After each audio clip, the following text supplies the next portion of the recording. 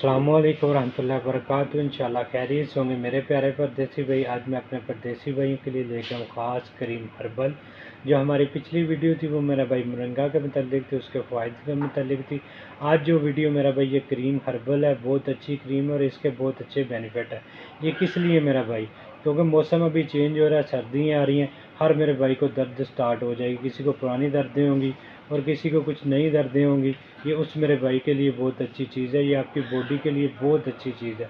आपकी बॉडी में कहीं भी दर्द है, घुटनों में दर्द है, कमर में दर्द है या कूहनियों में दर्द है या बॉडी के किसी पार्ट में भी दर्द है मेरा भाई, ये नेचुरल क्रीम है और बहुत अच्छी क्रीम है और बहुत अच्छा इसका बेनिफिट है।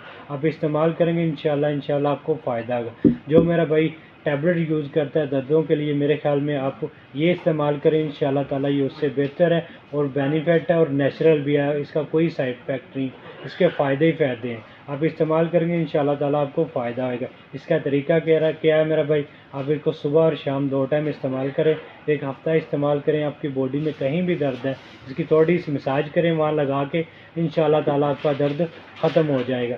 ये बहुत अच्छी चीज़ है और नेचुरल भी है और बहुत पायदार भी है मेरा भाई। ऐसी मज़ीद वीडियो देखने के लिए मेरे चैनल को लाइक कर दें, सब्सक्राइब कर दें, ताकि आइंदा भी मैं आपके लिए अच्छी अच्छी वीडियो बनाता रहूँ। शुक्रिया, जज़ाकल्लाह खैर।